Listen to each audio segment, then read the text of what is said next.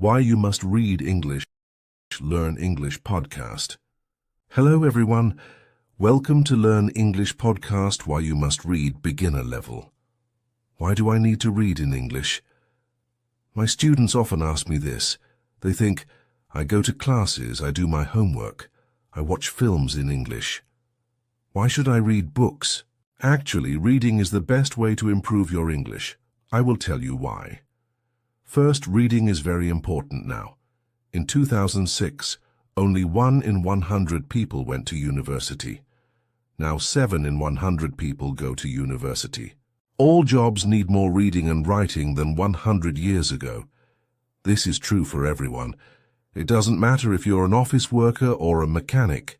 Second, reading will improve your speaking, writing, vocabulary, and grammar better than any other way. It won't improve your listening, but it will improve your vocabulary. And when you have a better vocabulary, you can listen more easily and improve your listening that way. In school, you probably read lots of English. You probably read boring textbooks and stories with exercises at the end. But I'm not talking about that. I'm talking about reading for pleasure. That means reading a book you enjoy because you enjoy it. You are not reading because your teacher said, read this book. You are not reading because you think, I should read this book. You are reading because you want to. In 1965, they did an experiment in schools in America. These schools were for boys who had done crimes. For example, some of them stole things. They gave some of the boys free books. They were fun books like James Bond. They said, you can do what you want.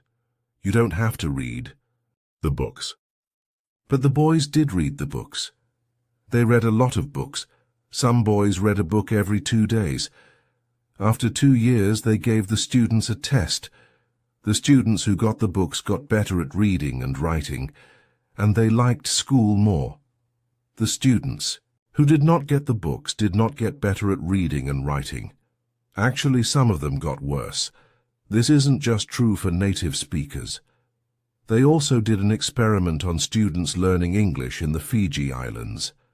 They used 3 ways to teach. The first way was normal English teaching. They did grammar classes, exercises, and so on. The second way was reading in silence. The students read books in class. The third way was reading together. The teacher read books to the students. After 1 year, the 2 ways with reading were the best. They were much better than the students who did normal English classes. They did the experiment again in Singapore. There, the students who read in silence did very well. They did the best in grammar tests. Other students did grammar classes, but they did worse in grammar tests. In normal classes, we try to remember grammar and vocabulary. When we read, we learn them naturally. Maybe you're thinking, when I read in English, it's too hard. I have to use the dictionary all the time. It's boring. I can't do it. I understand. So I wrote this book. I think this book will make you like reading because the stories are easy and fun. The early stories are short and easy, and the later stories are longer and harder. When you finish the book, you will think, wow, I did it. I make a podcast called English Spoken Stories. 9 of the stories in this book I wrote for English Spoken Stories. 1 of the stories I wrote for this book. But when I made this book, I made the stories better. Now you can read the stories at beginner, pre-intermediate, intermediate, or advanced levels. The stories are all fairy tales. Some are very popular fairy tales, but some are not so popular. One of them I wrote myself. Maybe you're thinking, fairy tales? Fairy tales are for children. I need useful vocabulary. I need to learn about business and science. That can't be fun. Actually, the vocabulary in these stories will be useful. McQuillan did an experiment where he looked at vocabulary in 22 novels. 85% of the words were on academic word lists. These are lists of words that you need to know to study at university. Rowles and Rogers also did an experiment. They said, if students read 1 million words of science fiction, Will they learn important science words for studying at university? The answer was yes, so yes, fairy tales are useful for you too, but I understand if you still don't believe me. When I learned about all this, I found it hard to believe too. But I like to try new things and I love learning languages. So in 2017, I decided to do an experiment. I had wanted to learn Spanish for a long time, but I didn't learn much in normal classes. I said I will read 1,000,000 words in Spanish. Afterwards, I will see what my level is. 1,000,000 words is about 20 novels, so it was a lot of work. I started with very easy reading, like this book. Then I started reading translations of books that I knew in English. For example, I have read Harry Potter and Game of Thrones in English, so I read them in Spanish too. Finally, I read new books in Spanish. I read Latin American authors, that means writers, such as Isabel Allende, Luis Jorge Borges, and Manuel Puig. I love them. I also listened to podcasts, but I always read the transcripts and added the words to my goal. After I finished reading 1,000,000 words, I wrote and talked to native speakers. I was at an intermediate level. I could understand almost everything I read.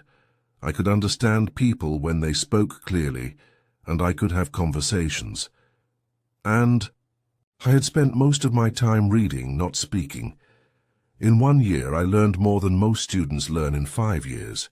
I didn't try to remember grammar and vocabulary. I learned them naturally.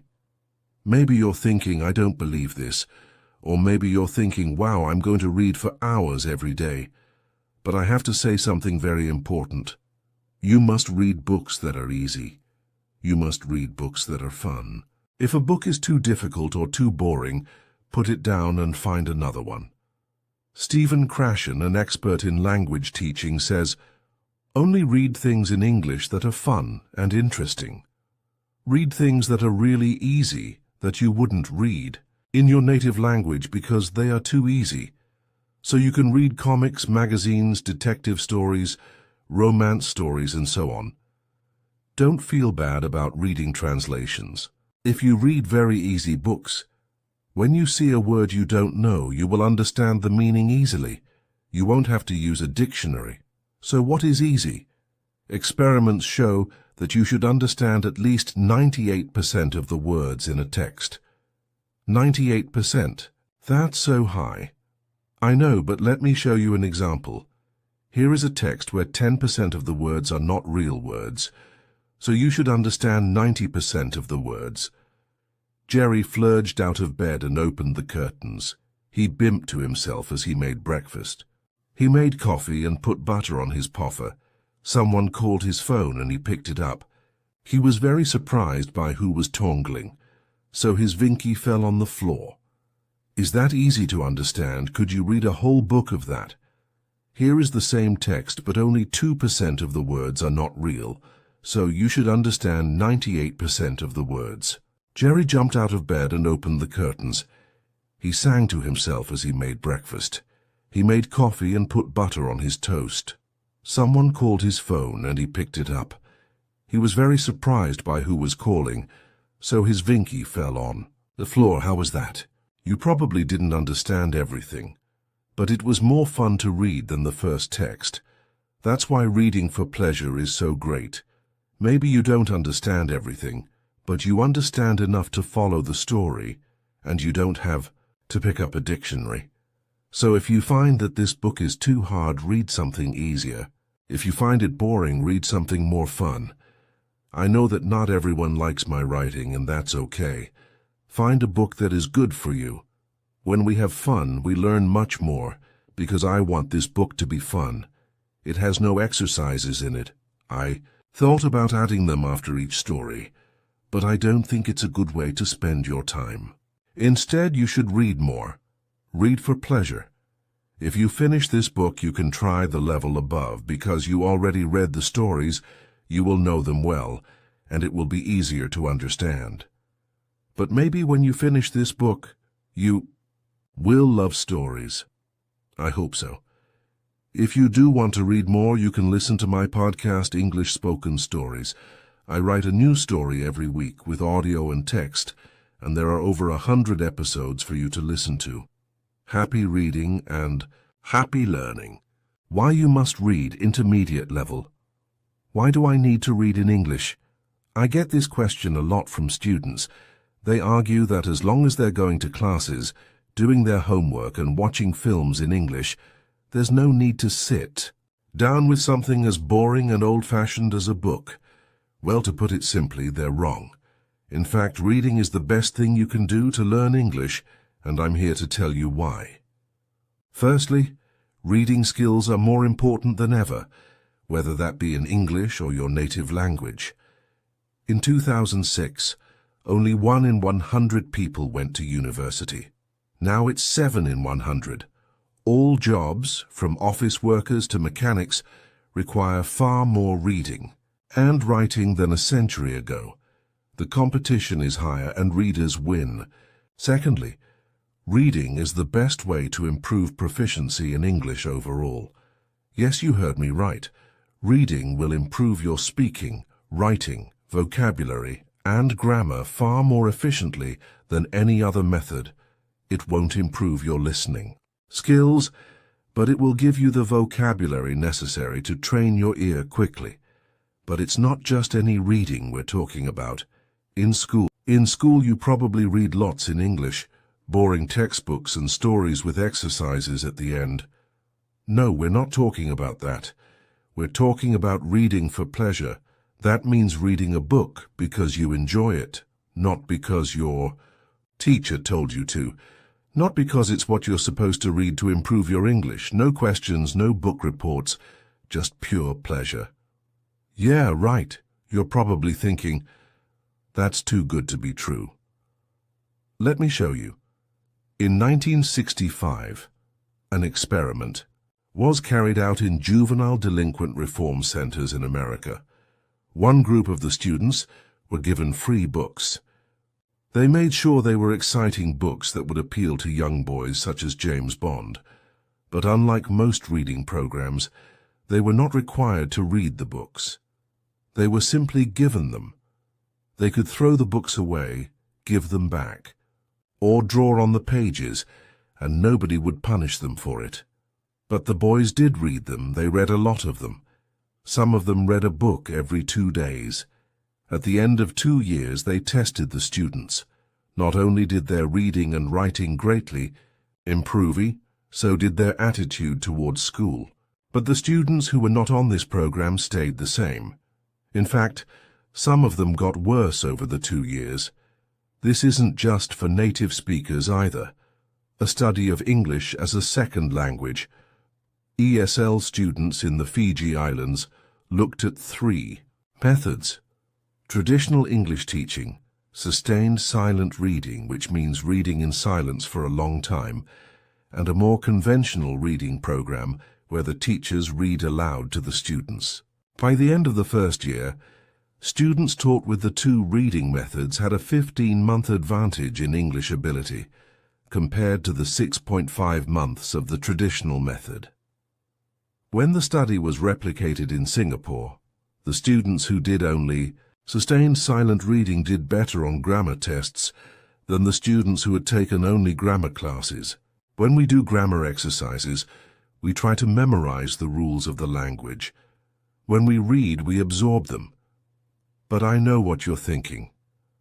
That's all well and good. But when I pick up a book in English, it's too hard for me. I get bored of looking upwards, and I give up after a few minutes. That's why I wrote this book. It is designed to make you fall in love with reading by providing fun, familiar stories that are easy to understand. The stories gradually increase in difficulty and length so that you can feel a sense of progression and success at the end. Most of them were originally released on my podcast, English Spoken Stories, but they have been rewritten and improved for this book, as well as having a version for each language level. They are a mix of classic and less popular fairy tales, as well as one that I wrote myself. Again, I know what You're thinking fairy tales, but those are for kids. I need useful vocabulary about business and science and technology. There's no way to make that fun. The thing with language is there isn't such a big difference between important language and fun language. We use a wide range of words when talking about technical topics, as well as chatting with our friends. A study by Macquillan examined vocabulary in 22 novels and found that they included 85% of words on academic word lists. Rolls and Rogers found that if a student read 1 million words of science fiction, they would acquire many of the technical words required for a science degree. So yes, reading fairy tales will help your English in all areas, even for academic purposes. As an English teacher, I've seen many times that the students who do the best are those who read the most. For IELTS, for university, for business, or just for travel, reading is the factor that predicts success. But I understand if you're still unsure. When I learned about all this, I was too. But I like to experiment, and I have a passion for learning languages. So in 2017, I had wanted to learn Spanish for a long time. But aside from struggling with Duolingo and not really learning anything, I hadn't made a serious attempt. I set myself a goal. I would read 1 million words in Spanish and see what my level was afterwards. 1 million words is roughly 20 standard-length novels, so it was a huge task. I started with very easy resources, like transcripts of podcasts for learners, but I avoided anything that felt too much like work. Once I'd learned the basics, I started reading translations of books that I knew in English, such as Harry Potter and A Song of Ice and Fire. You might know it as Game of Thrones. Finally, I was ready to move on to completely new books, and I fell in love with Latin American authors, such as Isabel Allende, Luis Jorge Borges, and Manuel Puig. With the reading, I also listened to podcasts, but I always read the transcripts and counted the words as part of my reading.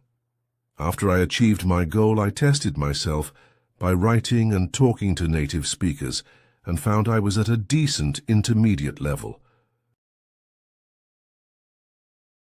I could understand almost everything I read, understand clear speech, and have conversations at a comfortable level, even though I had barely spoken the language since I started learning.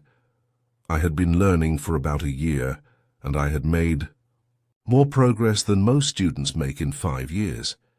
I didn't memorize the vocabulary and grammar rules. I absorbed them. By this point, you're either thinking this is all complete nonsense or you're super excited, ready to start reading for hours a day. But the next thing I'm going to say is extremely important. You must read books that are easy. You must read books that are fun. If a book is too difficult or too boring, put it down and find another one. Stephen Krashen, an expert in the field of second language acquisition, says, "Read only material in the second language that is genuinely fun and interesting, material that is so easy that you probably feel guilty reading it in your primary language. This is your excuse to read comics, magazines, detective stories, romances, etc. There is no shame in reading translations. Ideally, you want to be reading a book so easy that when you see a word you don't know, you can understand the meaning from context. Research has shown that in order for this to happen, the text needs to be at least 98% known words. Eek. 98%? That's so high. I know, dear reader, but let me show you an example. Here's a text where I've replaced 10% of the words with nonsense words. That is, it's 90% comprehensible. Jerry flurged out of bed and threw open the curtains. It was a beautiful day. He bimped to himself as he did his daily routine, pouring coffee and buttering poffer. But then his phone rang, and the person tonguing was so unexpected that he dropped his Vinky on the floor. Is that easy to understand? Could you read a whole book of that? Here's the same text, but 98% comprehensible. Jerry jumped out of bed and threw open the curtains. It was a beautiful day. He sang to himself as he did his daily routine, pouring coffee and buttering toast. But then his phone rang, and the person calling was so unexpected that he dropped his Vinky on the floor. How was that? Even if you couldn't understand everything, I bet it was far more enjoyable to read than the first text, and that's the magic of reading for pleasure. Even if you didn't understand everything, you got enough to follow the story and keep going without having to pick up a dictionary. So if you find that this book is too hard, put it down and read the level below. If you find it boring, go read something else. Yes, I'm giving you permission to stop reading my book. I know not everyone likes my writing style, and that's okay. Find what works for you. As you read, focus on the meaning of the stories, and don't sweat it if you don't understand every single word. Just relax and try to get lost in the pages. Believe it or not, when we have fun, we learn far better. The levels of these volumes are based on the common European framework of reference, a system for defining language levels. You'll know them as A1, A2, B1, B2, C1 and C2, although these books only cover A2, C1. If you're A1 level, you probably need more guided teaching before you start reading. And if you're C2 level, then you can start reading books for native speakers. A great strategy, if you don't feel so confident about your reading ability, is to start with the beginner level of the book and reread it level by level, going all the way up to advanced. This will allow you to really absorb the new language and gradually increase the difficulty. There is not a huge difference between the intermediate level stories and the advanced level stories, but even rereading the same story twice can be very effective. We need to repeatedly encounter new words and phrases before our brain can really understand them. Finally, this book has no exercises in it. I considered adding them after each story, but it would contradict everything I just told you. The most effective way to spend your time is reading for pleasure, and exercises distract from that. If, however, you finish this book and find yourself wanting more stories, do go and listen to my podcast, English Spoken Stories. I publish a new story every week with audio and text, and there are over 100 episodes for you to listen through. Happy reading and happy